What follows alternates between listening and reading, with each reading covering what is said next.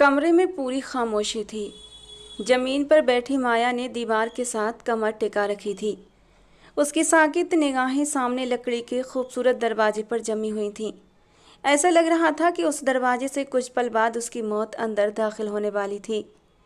हराहट के साथ उसका दिल इतने जोर से धड़कता जैसे पसलियां तोड़कर बाहर निकल आएगा। एसी की ठंडक के बावजूद उसका पूरा वजूद पसीने से तर था। वो पिछले 2 घंटे से यूं ही साकित निगाहों से उसी दरवाजे को देखे जा रही थी। काफ़ी देर से एक ही पोजीशन में बैठे रहने की वजह से उसकी दोनों टांगें अकड़ चुकी थीं। सिर में तेज दर्द हो रहा था, लेकिन वो जरा सी भी हरकत करती तो अपनी ही चूड़ियों की खनखनाहट से डर के मारे कांप उठती थी। ये कमरा उसके लिए किसी जेल से कम नहीं था। वो इस कमरे में आज पहली बार नहीं आई थी। इससे पहले भी एक दिन वो इसी कमरे में आई थी। उस दिन की याद आते ही माया ने बेख्तियार अपनी आंखें बंद कर ली थीं। इस कमरे से जुड़ी एक दर्दनाक याद उसके दिल में जैसे किसी खंजर की तरह उतर आई थी। डर से कांपते हुए वो फूट फूट कर रोने लगी थी। मेरे साथ ही क्यों? हे मेरे भगवान, मैंने तो ऐसा कुछ भी नहीं किया था जिसके लिए मुझे इतनी भयानक सज़ा मिले। मेरे साथ ही ऐसा सब कुछ क्यों हुआ? ये शख्स जिसकी शक्ल से ही मुझे नफ़रत है, जिसके साथ मुझे एक पल भी रहना गवारा नहीं, इसे मेरी ज़िंदगी में क्यों शामिल कर दिया गया? कैसे रहूँगी पूरी ज़िंदगी इस घटिया इंसान के साथ? रोते रोते वो निढाल हो चुकी थी। पिछले 24 घंटे में उसके मुंह में सिवाय पानी के एक घूंट के कुछ नहीं गया था। उसने अपना सिर उठाया तो उसे अपने सामने कमरे की चीज़ें घूमती हुई महसूस हुई। कमरा बेहद खूबसूरती से सजाया गया था, जिसमें लाल फूलों का चुनाव किया गया था। सफ़ेद बेदाग बेडशीट, नरम मुलायम बिस्तर और कमरे में बिछे कीमती कालीन, ये सब कुछ भी माया को प्रभावित नहीं कर पा रहे थे। एक तंजिया मुस्कान उसके होंठों पर फैल गई। दौलत इंसान के हर ऐब को ढक देती है, बिल्कुल ऐसे ही जैसे सारी दौलत ने हवेली वालों के हर ऐब को ढक रखा है। और मैं खुद भी तो अब एक ऐब बन गई हूँ। कुछ मंजर उसकी आंखों के सामने लहराए तो वो बेख्तियार कांप कर रह गई। बेड के पास नौकरानी दूध का जग और बहुत से फल फ्रूट रखकर जा चुकी थी। शायद इसे मेरी हैसियत का अंदाज़ा नहीं है, लेकिन कल तक सबको पता चल जाएगा कि मैं हवेली की बहू नहीं बल्कि सिर्फ एक कलंक का टीका हूँ। गहरा सांस लेते हुए वो उठकर खड़ी हुई थी, जैसे उसने हालात को कबूल कर लिया हो। भारी लहंगे को संभालती वो नंगे पैर ही चलती हुई बेड के पास आ गई थी। अब तक उसने इस बेड पर बैठने की हिम्मत नहीं की थी, लेकिन अब वो ज़मीन पर बैठे बैठे थक चुकी थी।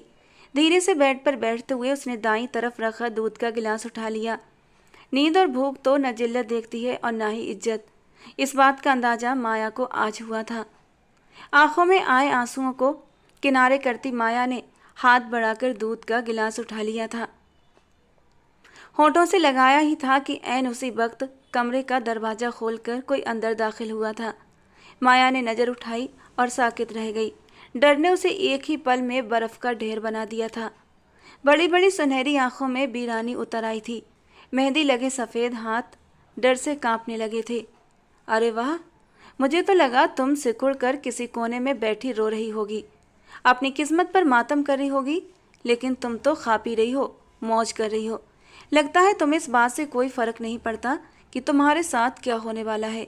अंदर आने वाले की आवाज़ सुनकर माया के वजूद पर एक चाबुक पड़ा था। डर के मारे दूध का गिलास उसके हाथ से छूटकर नीचे गिर गया।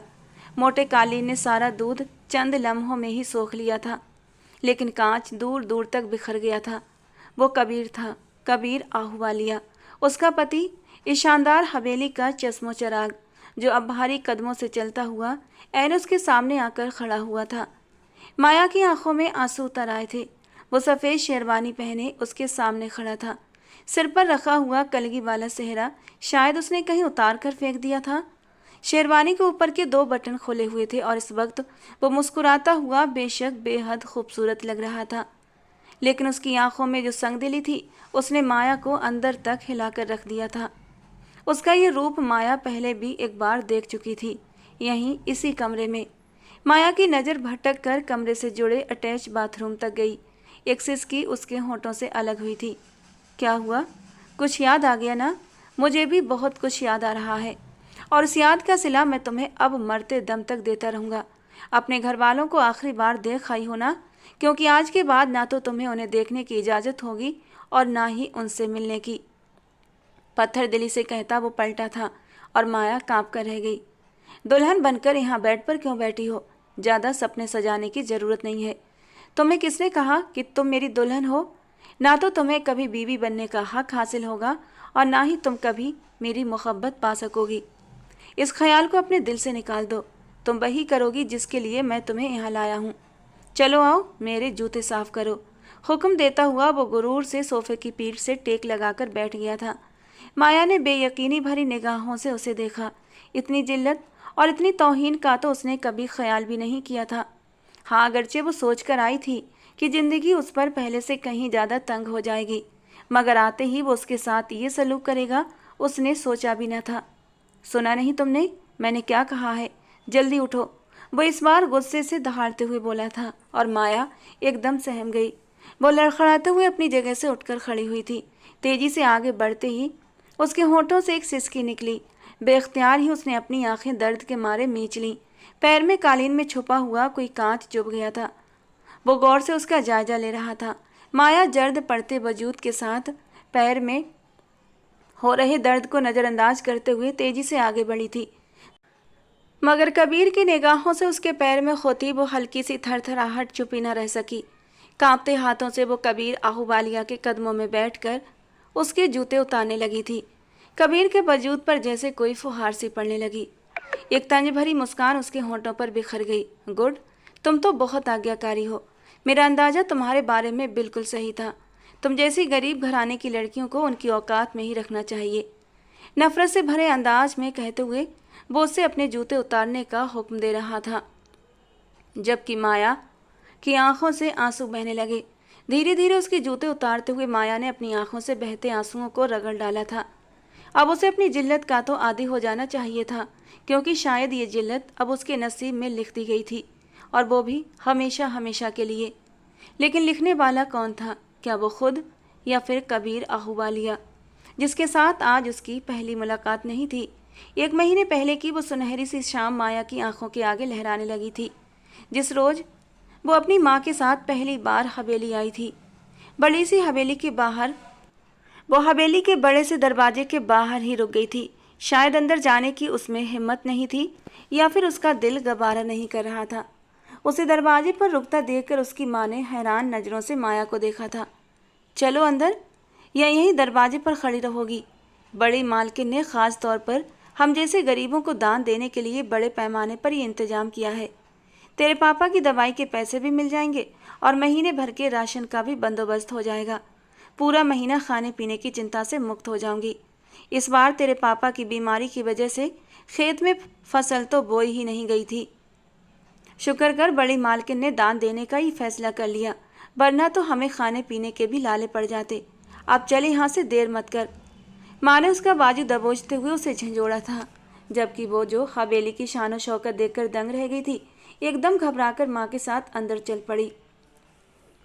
18 साल की उम्र में वो पहली बार अपनी माँ के साथ हवेली की तरफ आई थी, वरना वो तो गांव की वो लड़की थी जिसे किताबों से सिर उठाने की मोहलत ही नहीं मिलती थी। अपने छोटे से घर और गांव के किनारे पर बने सरकारी कॉलेज के अलावा उसे दुनियादारी से कोई मतलब नहीं था। किसी चीज़ की कोई खबर न थी। यही वजह थी कि अब अपनी बड़ी बड़ी सुनहरी आंखें उठाए वो हैरत से हवेली की बनावट, बस साज सज्जा देख रही थी। माँ, ये तो इतनी बड़ी हवेली है, इसके एक कमरे जितना तो हमारा पूरा घर है। वो दुपट्टे को अच्छी तरह खुद पर लपेटे बुरी तरह से घबरा रही थी। जो कपड़े उसने पहन रखे थे वे जगह जगह से फटे हुए थे, जिसे संध्या जी ने सुई धागे की मदद से सिल दिया था और पहनने योग्य बना दिया था। घर में गरीबी का ये हाल था कि एक वक्त का खाना पकता तो दूसरे वक्त के लिए घंटों सोचना पड़ता था। बूढ़ा बिरजू एक अरसा हुआ चारपाई से लगा हुआ था। रिश्तेदार मदद करते करते अब थक चुके थे।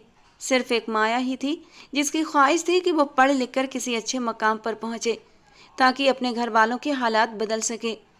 वो रही बड़ी मालकिन। चला जल्दी से, संध्या जी ने एक बार फिर इशारे से उसे अपने पीछे आने को कहा था, जहाँ बड़ी मालकिन शानदार से सोफे पर बैठी थी। उनके चेहरे पर बड़ी नरमी और रौब था। ये माया का नालनी जी से पहला आमना सामना था। दूर से ही देखकर उसे एहसास हो गया था ये बड़ी मालकिन गरीबों के लिए खास हमदर्दी रखती हैं। शर्मिंदगी से माया के गले में आंसुओं का गोला सा अटकने लगा।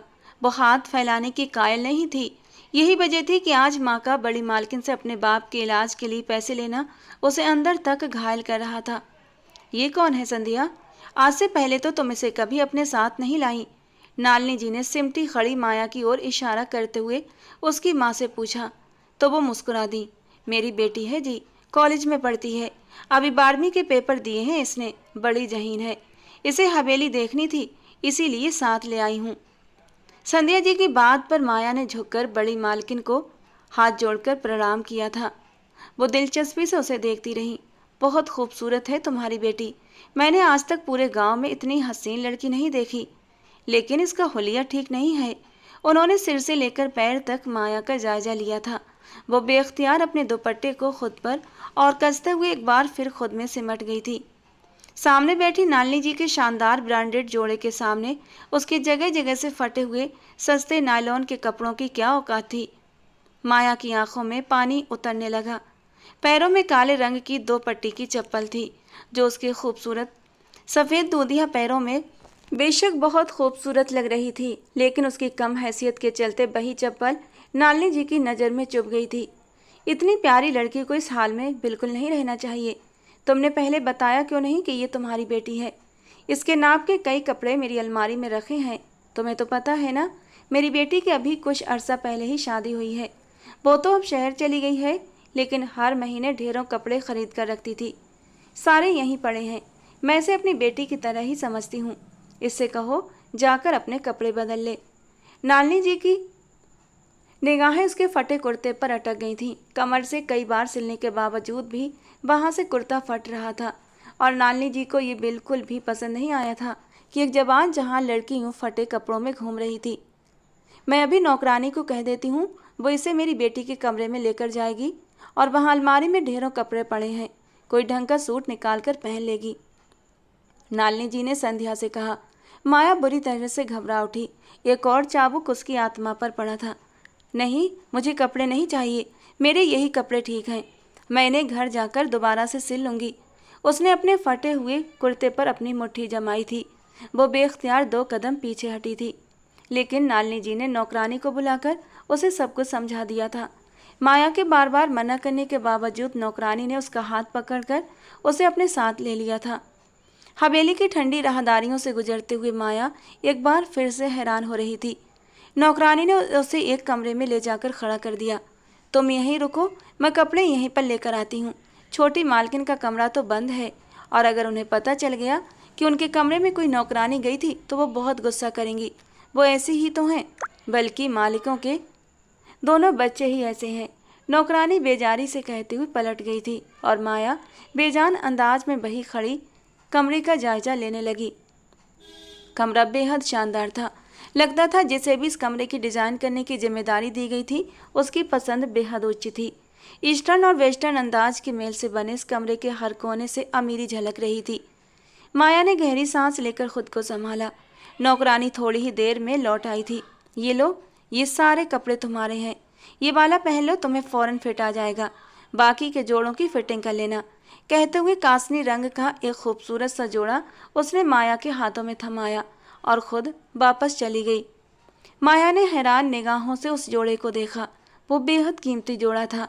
एक मासूम सी चाह उसके दिल में जागी जो अब तक कपड़े न लेने पर अड़ी थी।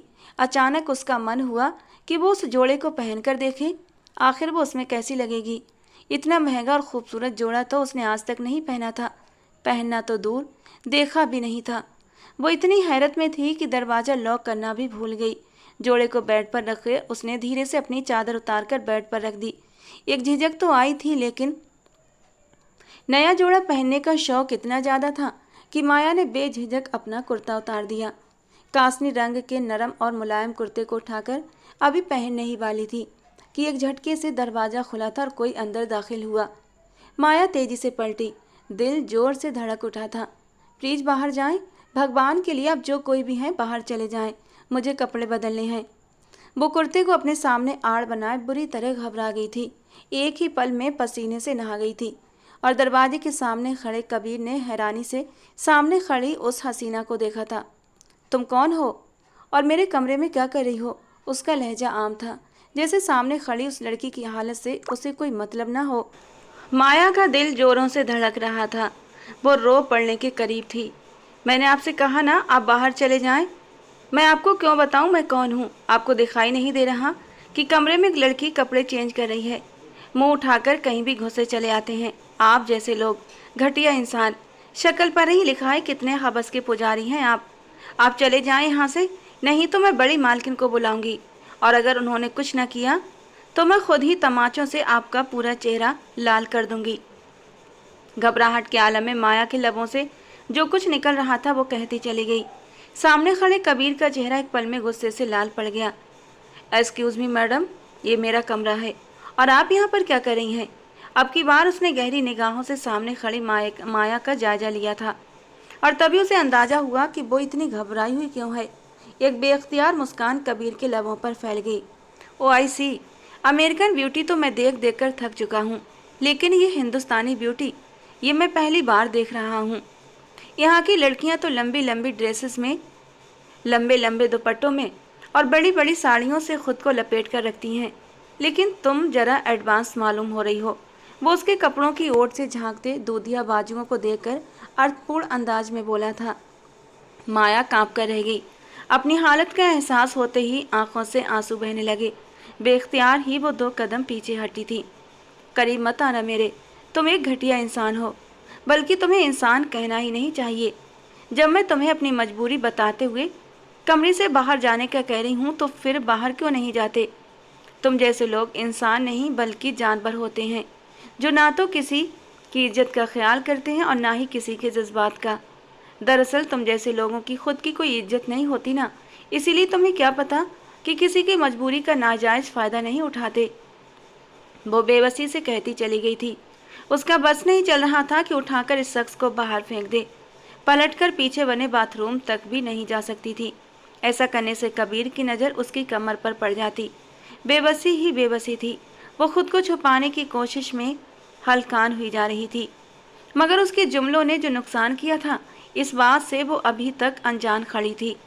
कबीर का चेहरा सुर्ख पड़ गया था। व्हाट? मुझे इज्जत बेइज्जती का एहसास नहीं है तो तुम्हें है? एक अजनबी शख्स के कमरे में कपड़े बदलते हुए तुम्हें एक लम्हे के लिए भी अपनी इज्जत का ख्याल आया? किसके हैं ये कपड़े? लगता है हवेली में घुसकर चोरी कर रही हो। होलिये से तो मांगने वाली लगती हो। अभी बताता हूँ तुम्हें कि तुमने किसकी गैरत को ललकारा है। जेब से मोबाइल निकालते उसने सख्त निगाहों से माया को देखा था। वो सर से पांव तक कांप गई थी। क्या कर रहे हैं आप? भगवान के लिए छोड़ दें, मुझे जाने दें प्लीज़। वो एक बार फिर से गिड़गिड़ाई थी, मगर कबीर का खून खौल रहा था। उसका दिमाग घूम चुका था। अमेरिका से आने के पहले ही दिन सामने खड़ी लड़की ने उसे बेहिसाब बातें सुना दी थीं। वो जो पहले ही माहौल के बदलाव से अपसेट था, माया के मुंह से अपनी इतनी इंसल्ट सुनकर बर्दाश्त न कर पाया। मोबाइल सामने किए वो उसकी वीडियो रिकॉर्ड कर रहा था। माया की आंखों से आंसू बहने लगे। उसे अपनी इज्जत तार तार होती साफ नजर आ रही थी। दोनों हाथों से कुर्ते को अपने सामने जकड़े वो जमीन पर बैठती चली गई। भगवान के लिए ये सब मत करें, मुझे माफ़ कर दें प्लीज़। मैं आइंदा कभी भी इस हवेली में नहीं आऊँगी। मैंने माँ से पहले भी कहा था मुझे इन अमीर लोगों के घर नहीं जाना। वो फूट फूट कर रो रही थी। वीडियो की रिकॉर्डिंग करते हुए कबीर के दिल को अचानक कुछ हुआ था। बेख्तियार ही उसने मोबाइल बंद करके अपनी जेब में डाल लिया। एक गहरी निगाह माया पर डालते हुए उसके जज्बात बेकाबू हुए थे, लेकिन अगले ही पल वो कमरे से बाहर निकलता चला गया। माया ने सिसकते हुए निगाह उठाकर देखा, वो जा चुका था। कमरा खाली था। माया को यकीन न आया। क्या उसने उसे बख्श दिया था? लेकिन नहीं, वो तो उसकी वीडियो बनाकर ले गया था। और अब यकीनन अपने दोस्तों को दिखा दिखाकर दाद वसूल करेगा। हो सकता है कि वीडियो को पैसों के एवज पूरी दुनिया में फैला दे। गली गूचे का हर शख्स माया को यूं इस हालत में देखकर मजा उठाएगा। माया के दिमाग में आंधियां सी चलने लगी। वो सर से पांव तक कांप रही थी। कांपते हाथों से अपना पुराना कुर्ता पहनते हुए बोलते कदमों से कमरे से बाहर निकल आई। कौन था वो? जर्द पड़ते चेहरे के साथ बार बार यही ख्याल उसके दिमाग में आ रहा था। और फिर तभी वो चौंकी थी। नीचे लॉन्ज में एक हंगामा सा बरपा था। नालिनी जी कबीर का माथा चूम रही थी, उसके गले में फूलों के हार डाले जा रहे थे। तू यहाँ खड़ी है माया? नालिनी जी का बेटा अमेरिका से पढ़कर वापस आ गया है, अभी अभी हवेली पहुंचा है। अब यहाँ पर रश हो जाएगा, इसीलिए हमें चलना चाहिए। बड़ी मालकिन ने बहुत सारे पैसे दे दिए हैं, हमारा काम हो गया है, अब चले यहाँ से। संध्या जी उसे देखते हुए लपक कर उसके पास आई थी। वो बेजान अंदाज में नीचे होती खुशियों की उस पार्टी को देख रही थी जिसका मरकज वही शख्स था जिसने कुछ देर पहले ही माया की जिंदगी के बदतरीन लम्हों को अपने मोबाइल में सेव कर लिया था। संध्या जी उसे घसीटते हुए अपने साथ हवेली से बाहर ले आई थी, लेकिन वो अपना दिल दिमाग वहीं हवेली में छोड़ आई थी। घर आते ही हर आहट पर वो कांप जाती। उसे यूँ महसूस होता थोड़ी देर बाद दरवाज़ा तोड़कर कई सारे लोग कमरे के अंदर दाखिल होंगे और हर हाथ में उसके लिए एक पत्थर होगा, हर आँख में उसके लिए अपमान होगा। इन्हीं ख्यालों का असर था कि रात तक वो तेज बुखार में डूब चुकी थी। वो बेहोशी के आलम में लगातार होठों ही ओठों में बुरी तरह कुछ बड़बड़ा रही थी। माँ कमरे में दाखिल हुई तो उसे इतना तेज बुखार में जलते देखकर घबरा उठी थी। जरूर मेरी माया को नज़र लग गई है। हवेली में आज जिसने भी उसे देखा है देखता ही रह गया है, उसे वहां लेकर जाना ही नहीं चाहिए था।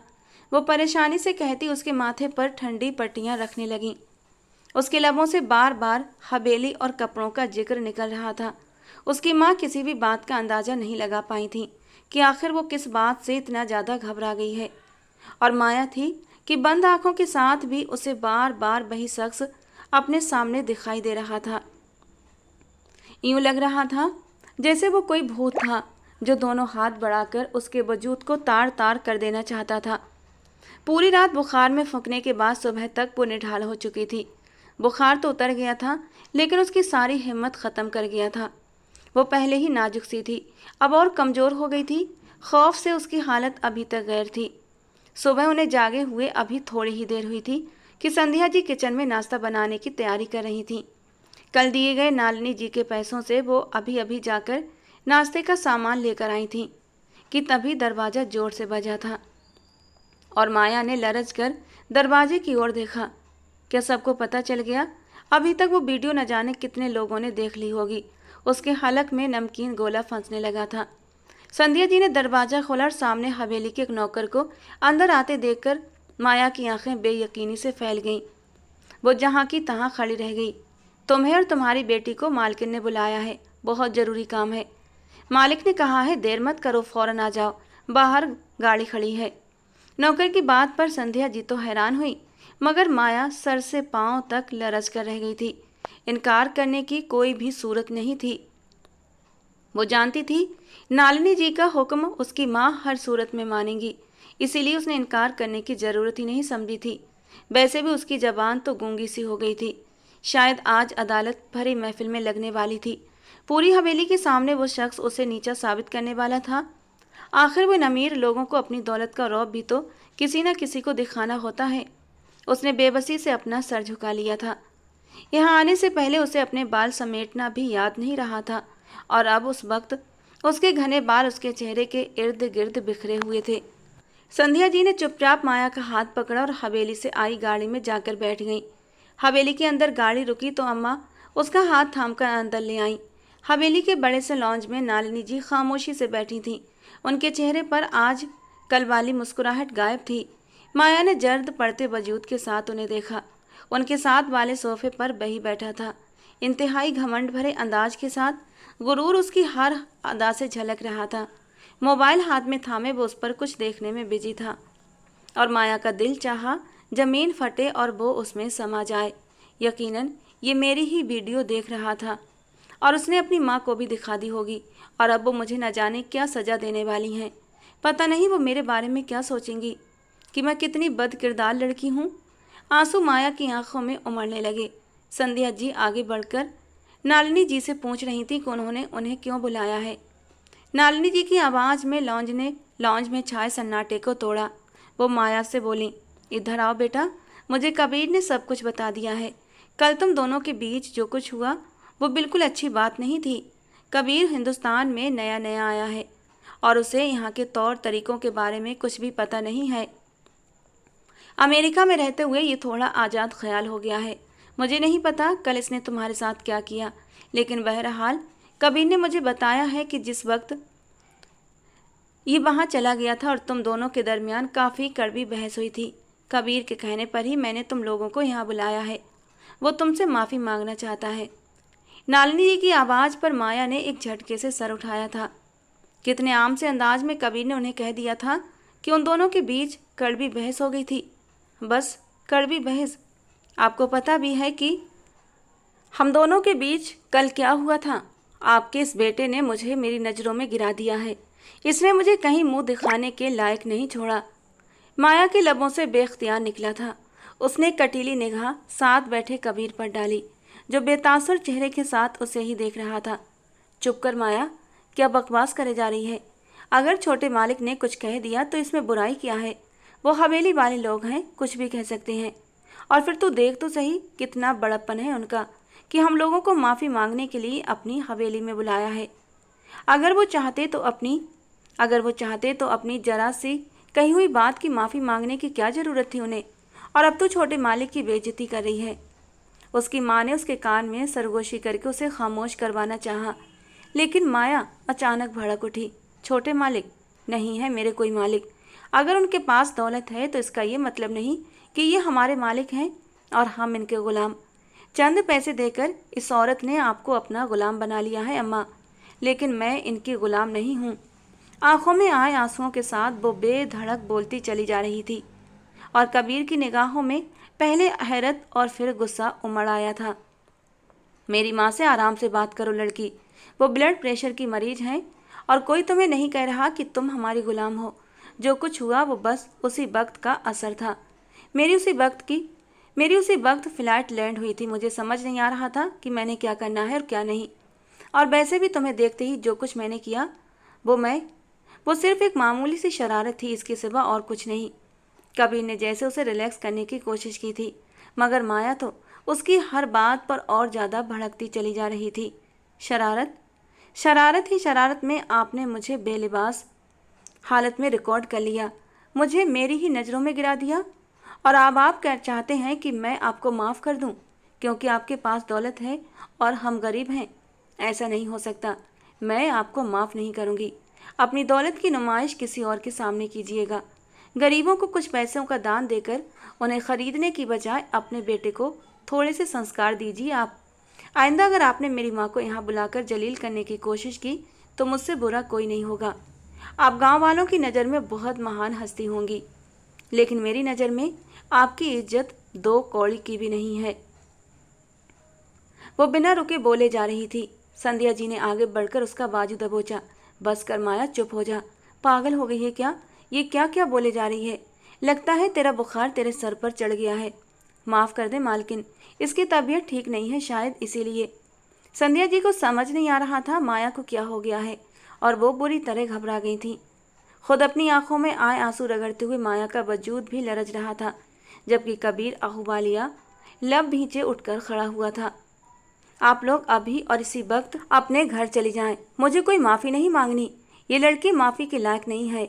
2 टूक अंदाज में कहते हुए उसने नौकर को इशारा कर दिया था, जबकि सोफे पर बैठी नालिनी जी के चेहरे पर पसीने की बूंदें चमकने लगी थीं। उनकी रंगत जर्द पड़ती जा रही थी। कबीर घबराकर उनकी ओर बढ़ा था। अमीर लोगों के चोंचले। एक निगाह उन पर डालती माया तेजी से पलट गई थी। संध्या जी उसे बुलाते हुए उसके पीछे पीछे जा रही थी, लेकिन वो तो जैसे अब उस हवेली के दरो दीवार में रुकना ही नहीं चाहती थी। नालिनी जी सीने पर हाथ रखे एक तरफ को झुकती चली जा रही थी। कबीर बुरी तरह घबरा गया था। गाड़ी निकालो, मम्मा की तबीयत बहुत ज़्यादा ख़राब है, उसने दहाड़ कर नौकर को हुक्म दिया था।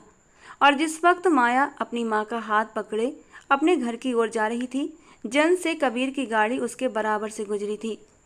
नालिनी जी की तबीयत शदीद बिगड़ जाने पर कबीर उन्हें शहर के अस्पताल लेकर आया था। एक नफरत भरी निगाह गाड़ी पर डालते माया ने अपना सर झटका था। अंधाधुंध गाड़ी चलाते हुए कबीर के दिल की हालत गैर हो रही थी।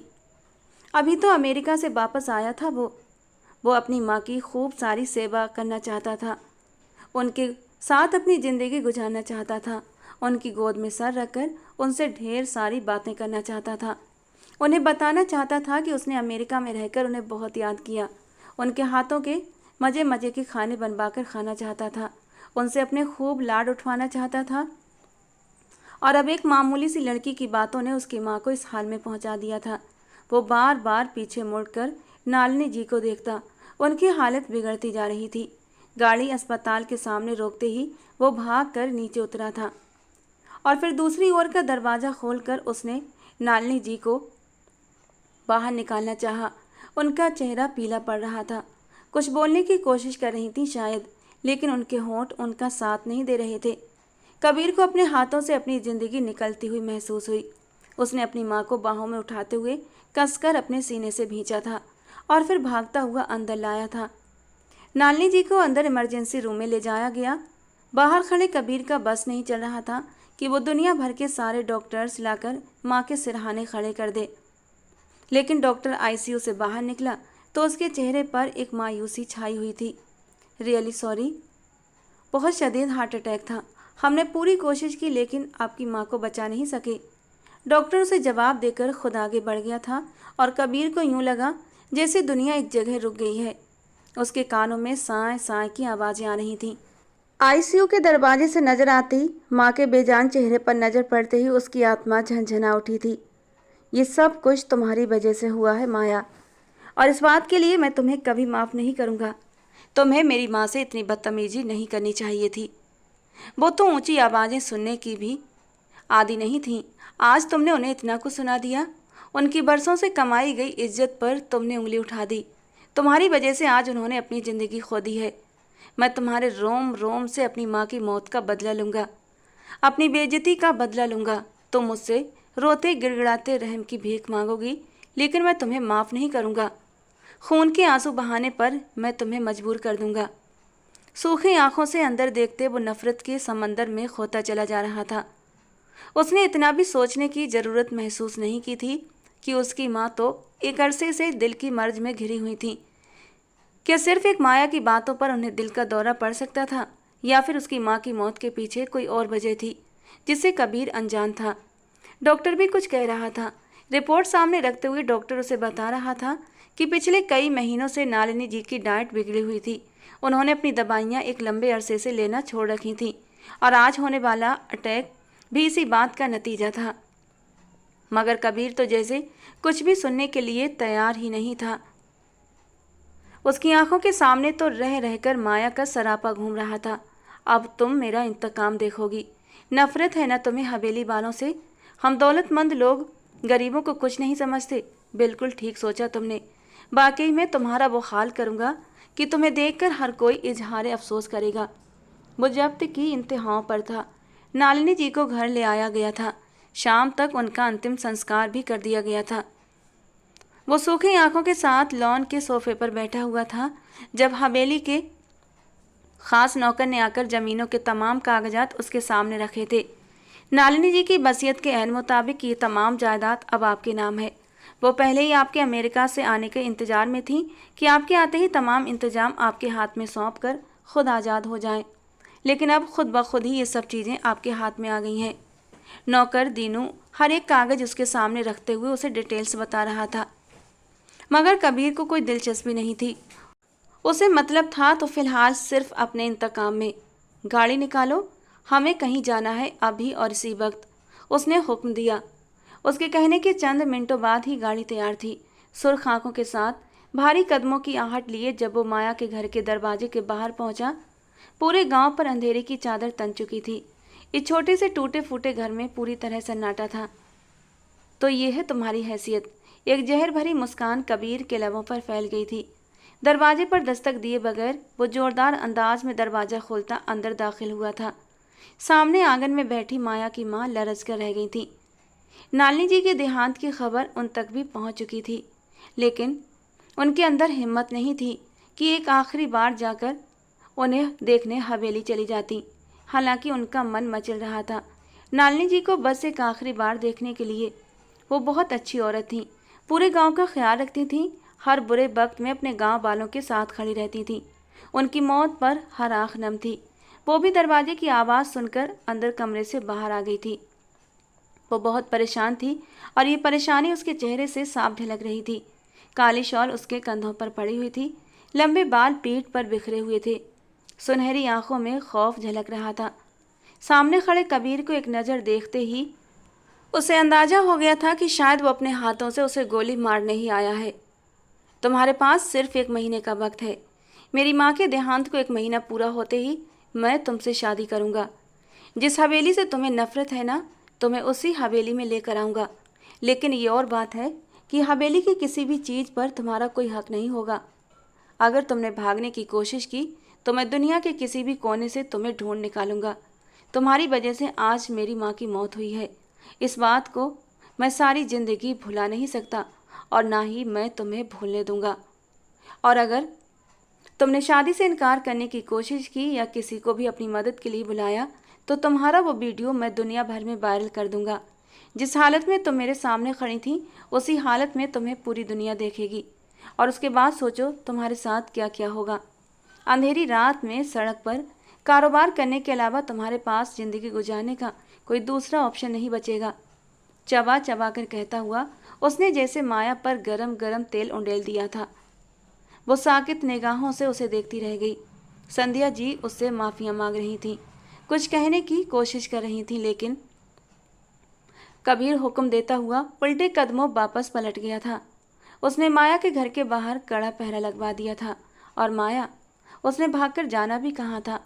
वो जानती थी अब अगर वो जाकर पाताल में भी छुप जाए तब भी कबीर उसे वहाँ से ढूंढ निकालेगा।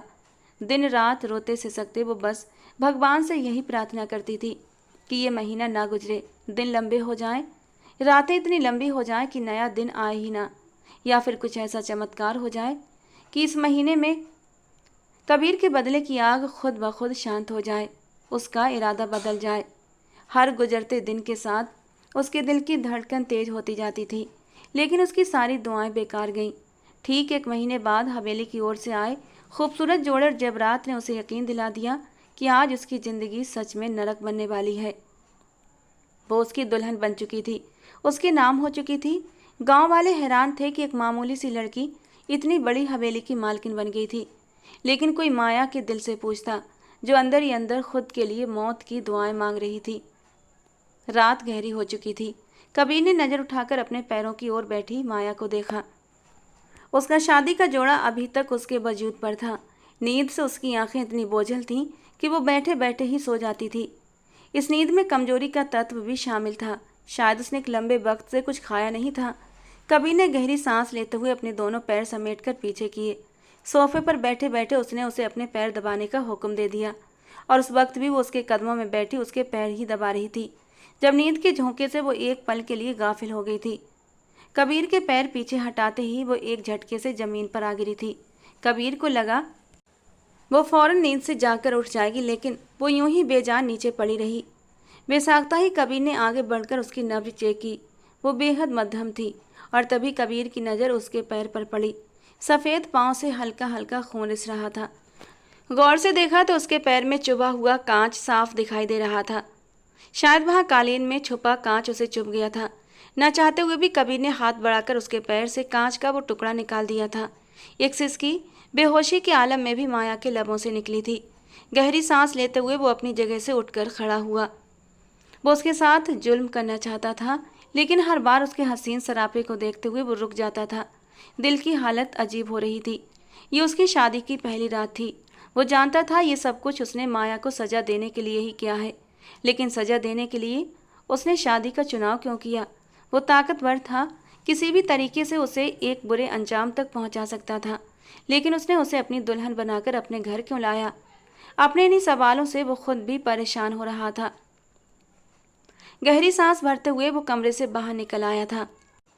बाहर खड़ी नौकरानियों को अंदर कमरे में पड़ा कांच साफ करने के लिए और अंदर जाकर माया की देखभाल करने का हुक्म दिया था। खुद वो अपने जज्बातों को संभालता बाहर लॉन में चला आया था। ठंडी हवा उसके वजूद से टकराई तो यूं लगा जैसे जलती हुई आग पर कोई फवारा पड़ गया हो। वो आसमान की तरफ देखते हुए अतीत को सोचता चला जा रहा था। जब वो अमेरिका से वापस आया था, एक बेफिक्रा आज़ाद 25 साल का मर्द, जिसने ज़िंदगी की असल जिम्मेदारियों को अब तक देखा ही नहीं था। शोर और भीड़भाड़ उसे शुरू से ही पसंद नहीं थे और जब वो गाड़ी से हवेली के सामने उतरा तो उसने सारे नौकरों को खामोश रहने का इशारा कर दिया था।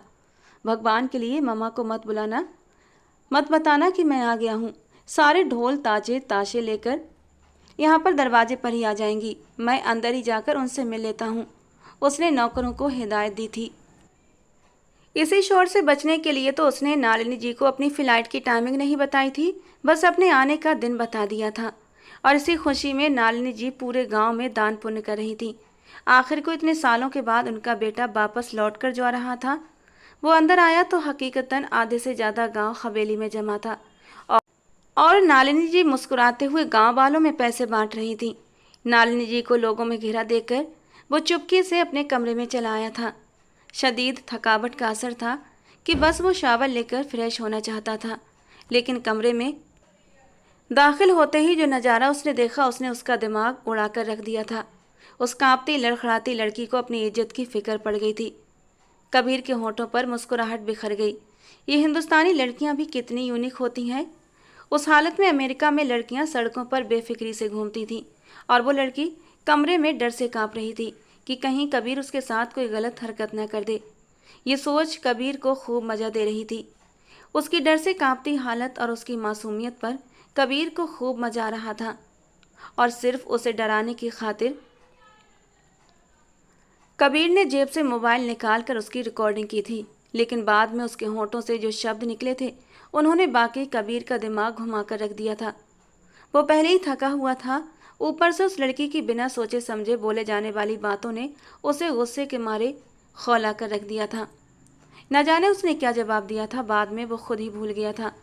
लेकिन रात तक पछतावे का एहसास उसे लपेटे में लेने लगा।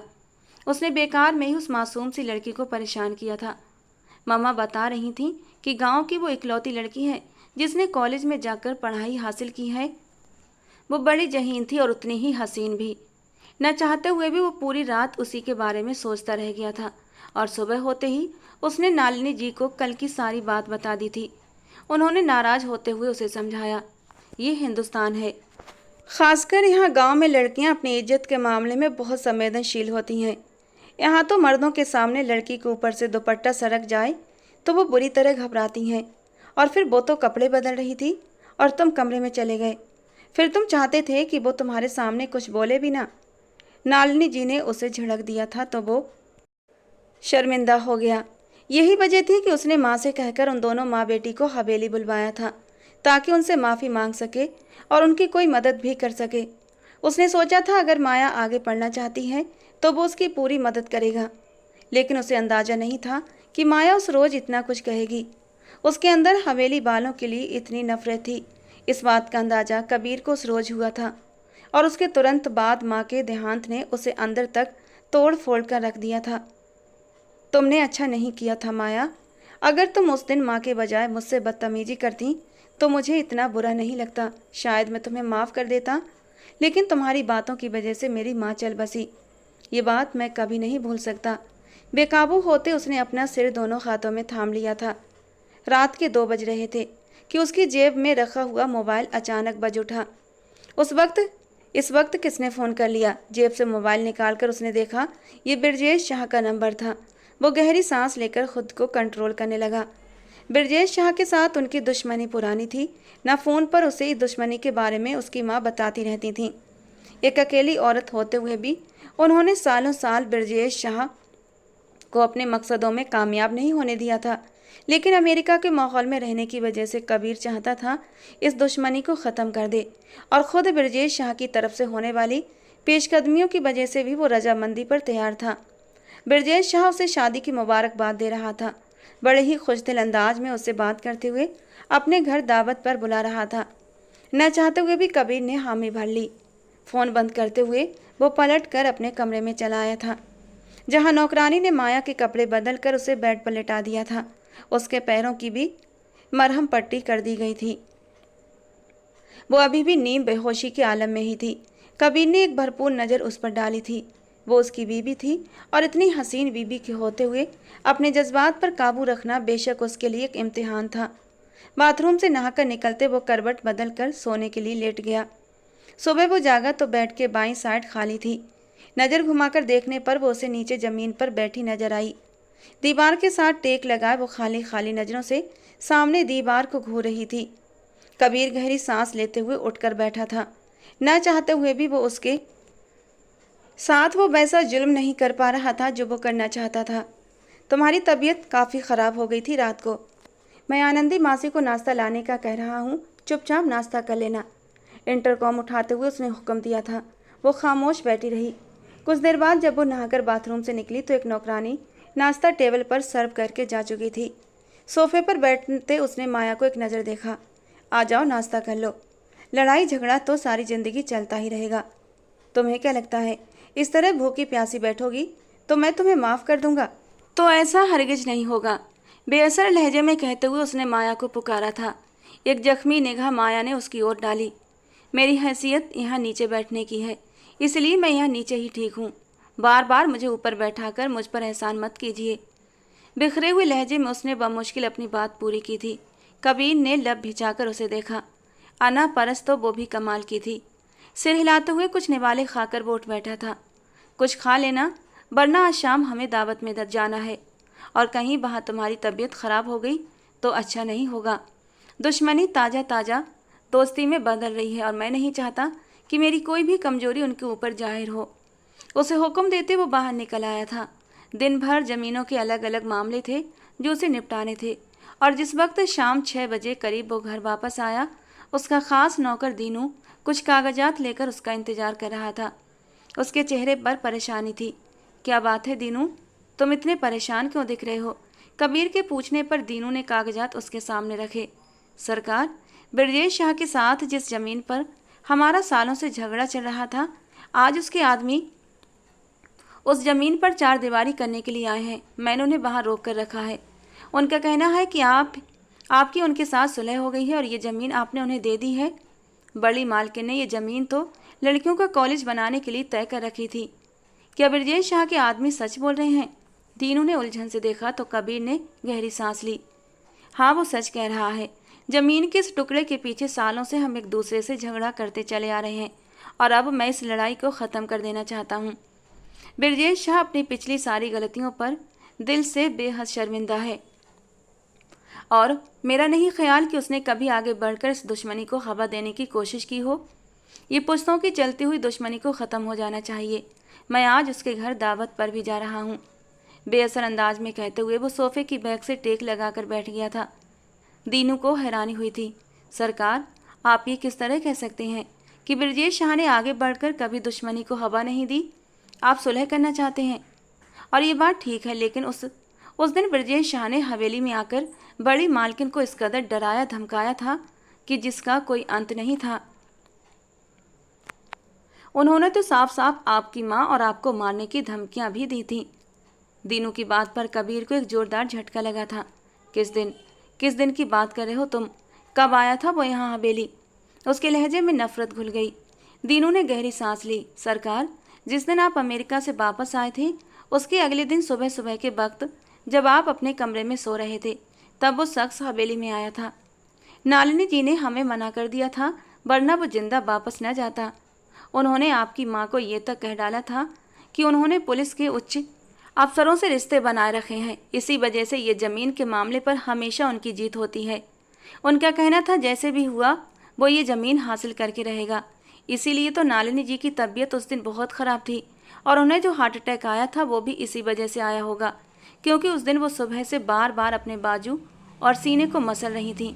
मैंने कहा भी था कि अगर आपकी तबीयत ठीक नहीं तो मैं डॉक्टर को बुला लेता हूँ, या फिर छोटे मालिक को बता देता हूँ, वो आपको अस्पताल ले जाएंगे, लेकिन उन्होंने मुझे मना कर दिया था कि कबीर इतने सालों बाद अमेरिका से आया है, मैं आते ही उसे परेशान नहीं करना चाहती, और फिर मैं भी खामोश हो गया था। सरकार, दीनू ने तो कबीर की आंखों से पर्दा हटा दिया था। वो एक झटके से उठकर खड़ा हुआ। उस दिन ब्रजेश शाह ने माँ को धमकाया था, जिसकी वजह से उन्हें हार्ट अटैक आया। बेआवाज़ लहजे में कहते हुए वो जैसे अंदर तक ढेर होता चला गया। दीनू ने सिर हिलाया। आपको मार देने की बात पर उन्होंने विनती करके ब्रजेश शाह को वापस भिजवा दिया था, और उसके बाद वो चाहती थी कि हवेली पर पहरा कड़ा कर दिया जाए, लेकिन आपने माया बीबी वाला जिक्र छेड़ दिया तो उन्होंने आपसे कोई और बात नहीं की थी। दीनू ने जैसे सारी बात ही खोलकर सामने रख दी थी। वो जो अब तक ये समझता आया था कि उस दिन नालिनी जी की परेशानी की वजह सिर्फ माया की बदतमीजी थी, आज उसे अंदाजा हुआ कि वो तो दरअसल किसी और बात से परेशान थी। हे मेरे भगवान, मैं इतना बचकाना दिमाग रखता हूँ। माथे को हाथ से मसलते हुए वो बेख्तियार सोफे पर बैठता चला गया था। इतने साल विदेश में पढ़ाई करने और एक परिपक्व आदमी होने के बावजूद मैं इस बात का अंदाजा नहीं लगा पाया कि मेरी माँ एक छोटी सी लड़की की बातों पर दिल नहीं तोड़ेंगी। और माया का इसमें क्या कसूर था? सिर्फ इतना ना कि मेरी शरारत पर वो बुरी तरह घबरा गई थी। अब वो बुरी तरह पछताया था। जानता था कमरे में माया मौजूद थी, उससे तो वो माफ़ी मांग सकता था, लेकिन दुश्मन को पहले सबक सिखाना जरूरी था। फ़ोन निकालते उसने दीनू को ख़ास इशारा किया था। इशारा समझते ही वो मुस्कुराकर बाहर निकल गया था और कुछ ही देर में ज़मीन पर कब्जा करने आए ब्रजेश शाह को वहाँ से भगा दिया गया था। वो जलता कुड़ता वापस अपने घर पहुँच रहा था और उसने पहुँचते ही कबीर को फ़ोन किया था। देख चुका हूँ कि तुम्हारी पहुँच बहुत ज़्यादा है। हिंदुस्तान आते ही तुमने अपने पर पाँव फैला लिए हैं, लेकिन जो नुकसान तुमने मुझे आज पहुँचाया है ना, ये कोई कम नुकसान नहीं है। मैं तुम्हें नहीं छोड़ूंगा। कबीर धीरे से मुस्कुरा रहा था। ऐसी कितनी ही दुश्मनियाँ तो वो चुटकियों में उड़ा सकता था, और ऐसे दुश्मन को मसलना तो उसके बाएं हाथ का खेल था। ब्रजेश शाह के सारे गैर कानूनी मामले उच्च पुलिस अफसरों के सामने रख दिए गए थे। उसने अपनी सारी ताकत इस्तेमाल कर ली थी और आखिरकार उसके ये रिश्तों का ही असर था कि ब्रजेश शाह रात होने से पहले पहले जेल में नजर आ रहा था। रात का 1 बज चुका था। वो अभी तक वहीं बाहर लॉन्ज के सोफे पर ही बैठा था। कमरे में जाने की उसके अंदर हिम्मत नहीं थी। आज आंखों से पट्टी हटी थी तो उसे नजर आ रहा था कि माया ने जो कुछ भी किया वो केवल अपनी रक्षा में किया था। उसकी कोई इतनी बड़ी गलती नहीं थी जितनी बड़ी कबीर ने उसे सजा दी थी। जो कुछ मैंने खराब किया है अब मुझे ही उसे ठीक करना है। गहरी सांस लेते हुए वो अपनी जगह से उठकर खड़ा हुआ था। शानदार हवेली पर उसने एक तैरती हुई निगाह डालते हुए अफसोस किया था। इतनी बड़ी हवेली में अगर मैं सुकून भी नहीं पा सकता तो फिर मेरे इतने सफल मर्द होने का क्या फ़ायदा। धीरे धीरे कदम उठाते हुए वो अपने कमरे के सामने जाकर खड़ा हुआ था। आज पहली बार उसे अपने कमरे में दाखिल होने से झिझक महसूस हो रही थी। धीरे से कमरे का दरवाज़ा खोलकर वो अंदर दाखिल हो गया। सामने ही कुर्सी की पीठ से सिर टिकाए वो बैठी थी। शायद वो थक कर बैठे बैठे ही सो गई थी। उसने कामदार कपड़े पहन रखे थे। दावत में जाने के अनुसार वो पूरी तरह तैयार थी। शायद इस डर से कि अगर वो तैयार नहीं हुई तो कबीर एक बार फिर उसके साथ क्या सलूक करेगा। धीरे धीरे चलता हुआ वो ठीक उसके सामने खड़ा हुआ। लंबे बालों को उसने कर्ज की शक्ल दी हुई थी। बड़ी बड़ी सुनहरी आंखें झुकी हुई, पलकों ने ढकी हुई थी। उठी हुई सुतवा नाक में चमकता हुआ लौंग और उसकी लंबी नाजुक सी गर्दन। कबीर ने पहली बार सिर से लेकर पैर तक उसका जायजा लिया। वो सर से लेकर पैर तक हर हिस्से में खूबसूरत थी और वाकई ऐसा हुस्न उसने पहले कभी नहीं देखा था। धीरे से उसके पास पंजों के बल बैठते हुए उसने माया के दोनों हाथ थामे। वो एक झटके से कच्ची नींद से जाग गई थी और सामने बैठे कबीर को देखकर उसकी आंखों में डर उतर आया। दोनों हाथ पीछे खींचने की कोशिश की, लेकिन कबीर ने मजबूती से उसके दोनों हाथ थाम रखे थे। अब क्या हुआ? क्या मैं सो गई थी? मुझे पता नहीं चला। प्लीज़ मुझे माफ़ कर दो। मैं पार्टी में जाने के लिए तैयार हो गई थी, लेकिन नौकरानी ने मुझसे कहा कि जब तक सरकार न बुलाए मैं बाहर न निकलूं। बेबसी भरे लहजे में कहते हुए वो जैसे अपनी थोड़ी देर की नींद पर शर्मिंदा हो रही थी। कबीर ने एक गहरी नज़र उसके चेहरे पर डाली। गुलाबी रंगत में अब जर्दी घुल रही थी। वो बेहद कमज़ोर भी लग रही थी। इस कुछ समय की लगातार मानसिक परेशानी ने उसे अंदर से खोखला कर दिया था। माफ़ी मत मांगो माया। माफ़ी तो मुझे मांगनी चाहिए। केवल अपनी अकड़ में डूबकर मैंने तुम्हें बहुत तकलीफ़ दी है। मैं बरसों तक अमेरिका के माहौल में रहा, वहीं पला बढ़ा, पढ़ाई की। मुझे अपनी अकल पर बहुत घमंड था, गुरूर था। मैं तो कभी गलत फैसला कर ही नहीं सकता, लेकिन मैं अपनी माँ को लेकर हमेशा से ही कॉन्शियस था। शायद इसीलिए कि पापा के देहांत के बाद उन्होंने मुझे अकेला पाला और मैं अपने ख्वाब पूरे करने के लिए अमेरिका चला गया। ये गिल्ट मेरे अंदर हमेशा से था और जब मैं वापस आया तो मुझे लगा अब मैं हमेशा उनके साथ रहूँगा, लेकिन वक्त तो मेरे हाथ से रेत की तरह फिसल गया। मेरी माँ मुझे छोड़कर चली गई और मैं कितना बेवकूफ़ हूँ कि तुम्हें इस बात का जिम्मेदार समझता रहा। एक नाजुक सी लड़की को। वो अचानक अपने सर को झुका गया था। माया ने बेयकीन निगाहों से उसे देखा। मुझे माफ़ कर दो, कबीर ने कहा। माया, ये सच है कि जब मैंने तुम्हें कपड़े बदलते हुए देखा था तो मेरी कोई बुरी नीयत नहीं थी। तुम्हारी वीडियो मैंने सिर्फ तुम्हें डराने के लिए रिकॉर्ड की थी और वो वीडियो तो मैंने उसी रात डिलीट कर दी थी। मैं सच में शर्मिंदा था और इसीलिए तुमसे माफ़ी मांगने के लिए अगले ही दिन मैंने तुम्हें हवेली बुलाया था। लेकिन उस रोज़ मम्मा को आने वाले हार्ट अटैक ने मुझे भावनात्मक तौर पर बहुत तोड़ कर रख दिया था। मुझे लगा हर चीज़ की जिम्मेदार तुम हो और बिना सोचे समझे मैंने तुम्हें सज़ा देने की ठानी। वो अपनी बात पूरी नहीं कर सका था। अपना सिर उसकी गोद में रखते हुए वो जैसे अपने आंसू छिपाने की कोशिश कर रहा था। माया साकित रह गई थी। इन दोनों का ये बहुत ख़ास लम्हा था। उस मजबूत आदमी को अपने सामने यह झुका देखकर माया का दिल एक पल में ही पिघल गया था। कबीर को अपनी सफाई देने की ज़रूरत ही नहीं पड़ी थी। उसके दिल ने खुद ही उसके हक में सारी सफाइयाँ दे दी थीं। उसने जिस हाल में उसे देखा था, ये अच्छे संस्कार ही थे कि उसे छोड़कर उल्टे कदमों दरवाजे से बाहर निकल गया था। वो ताकतवर था, अपने घर में था, चाहता तो उसके साथ कुछ भी कर सकता था, लेकिन उसने नहीं किया। और अगले दिन जब उसने माफ़ी मांगने के लिए अपने घर में बुलाया, तब भी वो कितना कुछ कहकर वापस चली गई थी। तब भी कबीर ने उसे उंगली तक नहीं लगाई थी। उसे सज़ा देने के उसके पास कई तरीके थे, लेकिन उसने सिर्फ शादी का रास्ता चुना था। उसे अपनी नज़रों के सामने रखने का बहाना ढूंढा था उसने। वो न चाहते हुए भी सब कुछ समझ रही थी और आज अगर वो उससे माफ़ी मांग रहा था तो माया ने उसे माफ़ करने में देर नहीं लगाई थी। वो अपनी ज़िंदगी डर और अंदेशों के साए में नहीं बिताना चाहती थी। वो जानती थी कल तक अगर वो कबीर था तो आज उसका पति था। कल तक वो काबिल नफ़रत हो सकता था, लेकिन आज नहीं। उन दोनों के बीच जो मजबूत रिश्ता बन चुका था, उसके बाद वे दोनों एक दूसरे के लिए उम्र भर के लिए ज़रूरी हो चुके थे। गहरा सांस लेकर माया ने अपनी आंखों में आई नमी को साफ कर लिया था। कबीर ने सिर उठाकर उसकी ओर देखा। उसके होठों पर मुस्कान देकर एक पल के लिए वो ठहर सा गया था। उसकी आमादगी महसूस करते हुए उसके होठों से भी एक सुकून भरी सांस निकली। तुम्हारा बहुत धन्यवाद, तुम बहुत अच्छी हो और सच कहूँ तो मेरे दिल में तुम्हारे लिए बहुत खालिस जज्बात हैं। मैं तुमसे वादा करता हूँ आगे कभी तुम्हें कोई तकलीफ़ नहीं दूंगा। एक जज्बे से कहते हुए वो उससे वादा कर रहा था और माया ने मुस्कुराते हुए अपना सिर हिला दिया था और कबीर ने उसे अपनी पनाहों में समेट लिया था। और माया को पूरा यकीन था कि उसकी पनाहों में अब वो हमेशा हमेशा खुश रहेगी। ये बात उसका दिल जानता था। दोस्तों, आज की हमारी कहानी आपको कैसी लगी कमेंट बॉक्स में ज़रूर बताना। पसंद आई हो तो प्लीज़ लाइक करना। रोज़ एक नई और रोमांटिक कहानी सुनने के लिए हमारे चैनल को सब्सक्राइब करना। मिलते हैं दोस्तों अगली किसी नई और रोमांटिक कहानी के साथ।